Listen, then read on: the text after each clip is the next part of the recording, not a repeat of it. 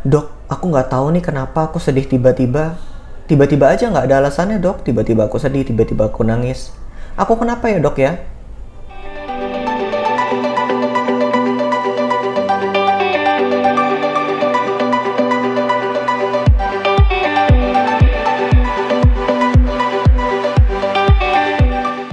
Halo teman-teman sekalian, kembali bersama saya Dr. Jimmy Ardian, spesialis kedokteran jiwa dari Siloam Hospital Bogor. Buat yang baru kenal channel ini, terima kasih sudah mampir. Di channel ini saya biasanya akan membahas soal isu-isu kejiwaan, terkait perasaan, pikiran, perilaku, atau ya isu yang apapun yang lagi mau saya omongin. Jadi buat yang pengen belajar sama-sama, boleh klik subscribe, atau kalau nggak juga nggak apa-apa, yang penting mau belajar sama-sama. Tapi hari ini kita akan belajar sama-sama soal kenapa ya saya sedih tapi nggak tahu alasannya. Video ini dibahas karena banyak sekali yang nanyain tema serupa. Saya sedih, saya seneng, saya nangis, nggak tahu apa alasannya.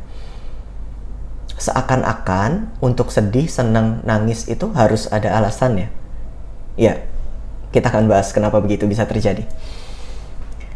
Sebenarnya emosi itu adalah sesuatu yang sangat kompleks. Di budaya kita berasumsi bahwa emosi adalah hasil dari peristiwa tertentu. Misalnya ada yang meninggal makanya saya sedih. Ada yang menang lotre makanya saya senang. Ada yang dapat pacar atau pasangan kemudian saya gembira gitu. Seakan-akan emosi adalah hasil dari peristiwa tertentu, which is true sebagian, benar sebagian. Tapi kalau kita renungkan lebih dalam, ada juga yang nikah lalu sedih. Ada, dia nikah karena dipaksa dan ini bukan pasangan yang dia inginkan misalnya. Ada juga yang dapat handphone dan sedih. Kenapa? Karena ternyata pada saat dia dapat handphone, dia harus menukarnya dengan sesuatu yang sangat dia inginkan misalnya. Apapun itu. Ada yang masuk ke perguruan tinggi negeri yang bagus lalu dia sedih. Mungkin juga. Misalnya karena perguruan tingginya memang bukan dengan jurusan yang dia harapkan, maunya di tempat lain, di swasta, tapi yang diharapkan misalnya. Yang bagi banyak orang mungkin nggak sama. Karena emosi sangat berkaitan dengan pikiran, dengan belief, dengan nilai yang ada pada konteks tersebut. Tidak semata-mata pada kejadian. Kejadian yang menyenangkan bagi sebagian besar orang belum tentu menyenangkan bagi yang mengalami. Sehingga emosi yang dihasilkan juga bisa bervariasi. Bagi beberapa orang, kesendirian bisa begitu menakutkan sehingga lebih memilih bersama pasangan yang toksik. Bagi sebagian orang lain, kesendirian tuh biasa aja. Ya, COVID-19 terus bikin pandemik terus diam di rumah, ya chill aja. Ya sehari-hari saya memang di rumah. Kejadian yang sama bisa bermakna berbeda. Artinya, emosi dicetuskan oleh kejadian, iya, tapi bukan hanya kejadian. Tapi konteks, belief, isi dari kejadian tersebut yang juga mempengaruhi emosi apa yang hadir. Dan itu wajar saja. Nggak salah. Dia orang tuanya meninggal tapi nggak sedih. Bisa saja nggak salah. Misalnya orang tuanya adalah tukang pukul, atau emang dia bahkan nggak kenal sama orang tuanya, lama diasuh sama kakek neneknya misalnya. Dan itu wajar saja. Tidak ada yang salah di sini. Maka jangan menghakimi orang berdasarkan hanya perasaan dan apa yang tampak pada kejadian, karena bisa jadi itu bukan keseluruhan realitanya. Jadi itu yang pertama. Bisa jadi ada konteks kejadian yang berbeda pada hal tersebut sehingga emosi saya tidak sama. Lalu kenapa saya bisa sedih tanpa tahu alasannya? Alasan yang kedua, bisa jadi kita mengalami gangguan kejiwaan. Let's say gangguan depresi, mayor, gangguan kepribadian, atau mungkin gangguan cemas bahkan. Atau mungkin gangguan-gangguan yang lain. Post-traumatic stress disorder, etc. etc. Hal ini bisa menimbulkan perasaan yang intens termasuk kesedihan tanpa alasan. Saya serius ngomong, tanpa alasan. Bisa aja nggak ada apa-apa, terus saya sedih ekstrim intens gitu aja. Nggak harus ada penyebab. Apalagi ada penyebab. Kok begitu dok? Bukannya harus ada alasannya? Enggak juga. Gangguan jiwa sendiri itu adalah alasan kenapa ada fluktuasi emosi yang berlebihan. Itu kenapa namanya gangguan. Karena ini mengganggu dan it's not normal. Itu nggak normal untuk merasakan intensitas emosi sebesar itu tanpa alasan sama sekali dan sering terjadi. Oleh karena itu namanya gangguan jiwa dan itu butuh ditangani secara profesional. Sehingga ketika gangguan jiwa terjadi, ini bukan berarti, oh ini karena saya sering sedih, saya mengalami gangguan jiwa. Justru terbalik. Karena gangguan jiwa ini terjadi, maka perubahan emosi dan fluktuasi ini bisa jadi menjadi tidak terkendali dan tidak dikenali penyebabnya.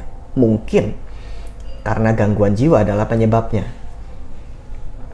Alasan yang kedua, kenapa seseorang, alasan yang ketiga, kenapa seseorang bisa sedih saja tanpa alasan, atau tidak diketahui alasannya, bisa jadi juga adalah faktor, kalau tadi gangguan jiwa, kali ini adalah gangguan fisik, atau penyakit di tubuh. Misal dalam hal ini kita akan sebut penyakit autoimun, atau hormonal misalnya. Maksudnya, sangat wajar sekali jika ada perubahan hormon yang ekstrim. Dalam hal ini misalnya kehamilan atau menjelang menstruasi, seseorang menjadi sangat berfluktuasi moodnya, perasaannya. Sedih, intens, mudah marah, tapi nggak jelas alasannya. Karena memang alasannya bukan alasan physically yang ada bentuk konflik, stresor gitu, bukan. Tapi ya karena hormonnya yang berubah. Sehingga perasaan begitu berubah. Lo nyambung dok, nyambung banget. Termasuk sistem imun. Dalam kondisi autoimun bisa saja perasaan berfluktuasi dengan begitu cepat. Alasannya nggak banyak. Nggak ada mungkin. Ya berubah aja cepat. Itu pun mungkin terjadi. Sehingga kita nggak boleh terburu-buru menjudge, oh ini karena dia kurang ini, dia kurang begitu, nggak bersyukur, nggak ibadah gitu. Nggak bisa. Karena perasaan itu ternyata kompleks sekali. Alasan pertama tadi, tergantung konteks. Alasan kedua masih ngomongin soal gangguan kejiwaan. Alasan ketiga ternyata tubuh fisik saya berpengaruh pada perasaan.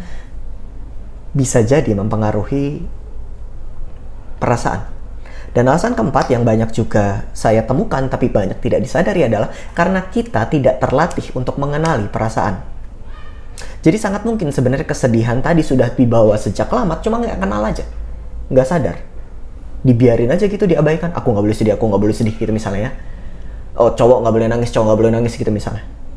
Sehingga ketika dia muncul kita kaget, ini kenapa? Padahal dia udah ada dari dulu. Tanpa kita sadari. Perasaan yang tidak disadari atau bahkan perasaan yang ditolak akan terus-menerus ada di sana. What we resist, persist. Apa yang kita tolak untuk rasakan tidak bisa kita sembuhkan.